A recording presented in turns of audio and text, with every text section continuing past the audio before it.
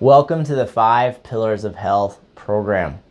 And the first question we want to ask ourselves is, where does health truly come from? And what does it mean to be healthy? Well, this question is best exemplified by looking at contrasting things. So we are alive. We are a living tissue. So now if we take tissue that's separated from life, say now looking at a piece of meat that's been butchered. Say we're looking at a beautiful T-bone steak. And say we cut that steak with our steak knife. And then we want to care for this tissue. Actually, we want to kind of help heal it. And so what we're going to do is we're going to get some needle and thread, and we're going to stitch that cut back together.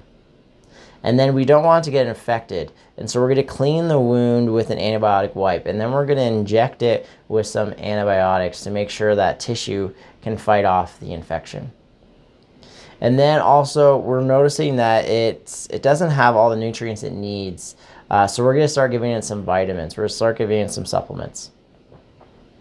This is all really silly, right? Because none of that is going to do anything for the steak. The reason why is that steak has been separated from its life source.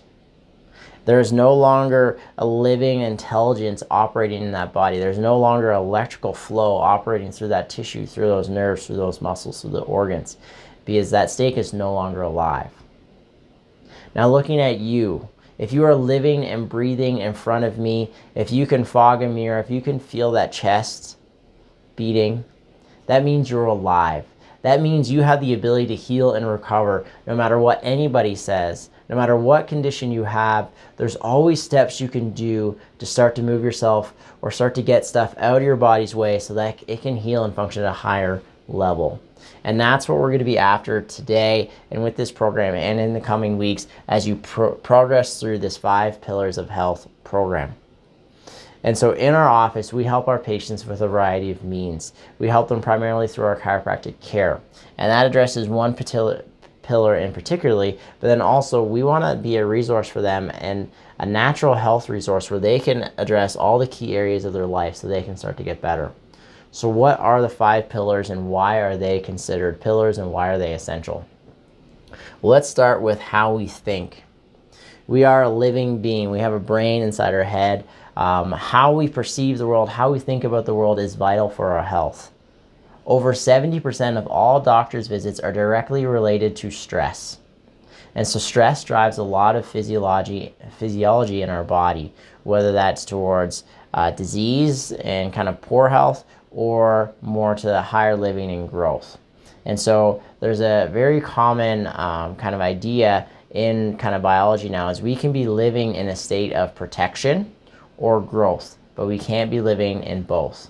And so if we want to continually grow and be healthy and respond to life, we have to be balancing out our thinking. Yes, there are moments of protection, but at the same time, we also need to be able to grow and thrive in our environment. And so how we think and perceive the world is really vital. So that's a really fun section. There's a lot of good material in there.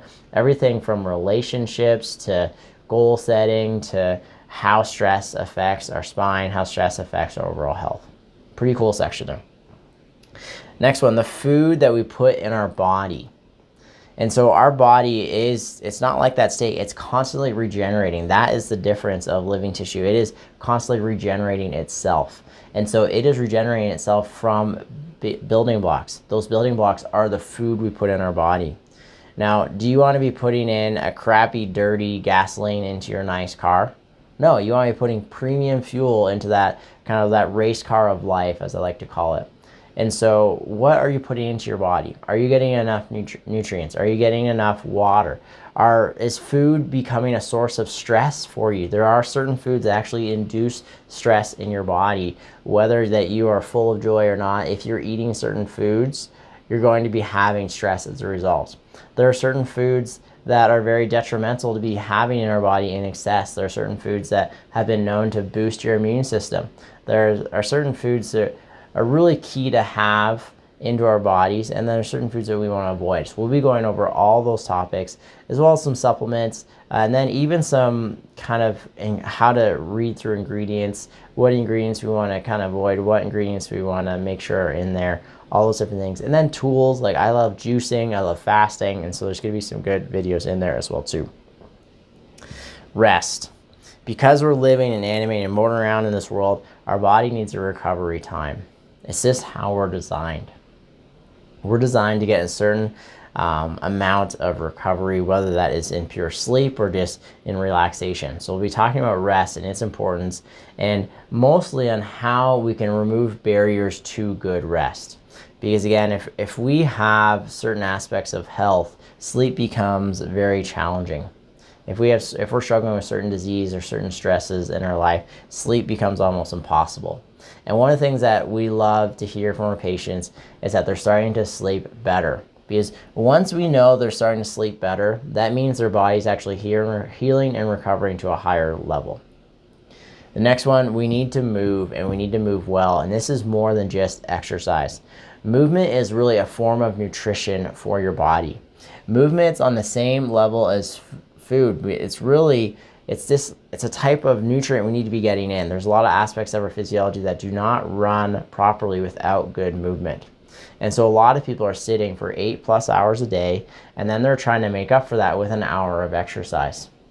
That would be the equivalent in food land to eating a box of Snickers bars. So not just one Snickers bar, a box of Snickers bars. So eating 8 Snickers bars and then trying to make it up for that with 1 apple or 1 salad.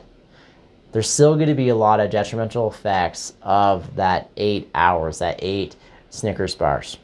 And so we need to be making sure that we're getting good quality movement. And so we'll be giving you kind of specific exercises for specific things to make sure that we're getting those types of movements, not only in our spine, but overall health.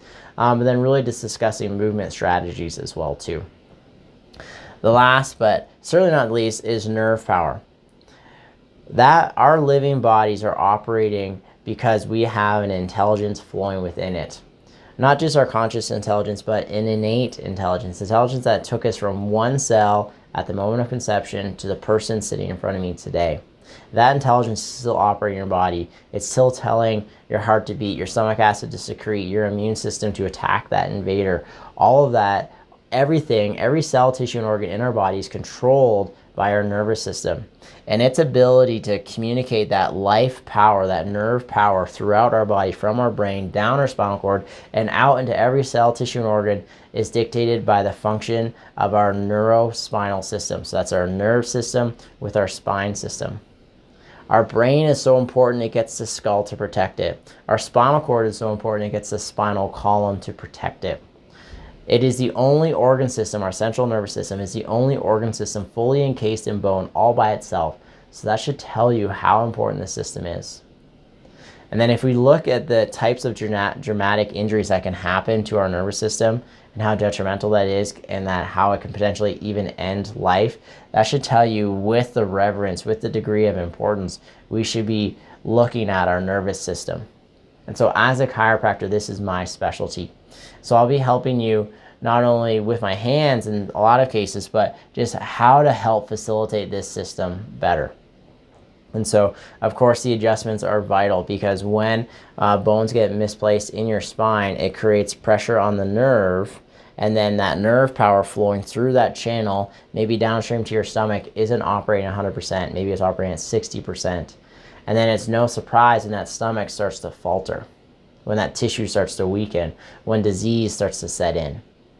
It's also no surprise when we can restore that spine, open up that nerve channel, restore that nerve power, and then that stomach starts to heal and recover naturally, because it is reconnected with its source, its living intelligence. And that is my primary goal, is to reconnect you with that living intelligence. That steak that got separated from its life force, we can't reconnect that. But with you, we can bring you from a 60% as close to 100% as we can, and that's going to do nothing but positive things for your health. Lastly, we are going to be focusing a little bit on your immune system as well too, because that's just such an important system. And so we'll be talking about foods, stressors, things that we can do to really support our immune system, so that we can stay healthy in this trying season of life. We look forward to serving you in the future.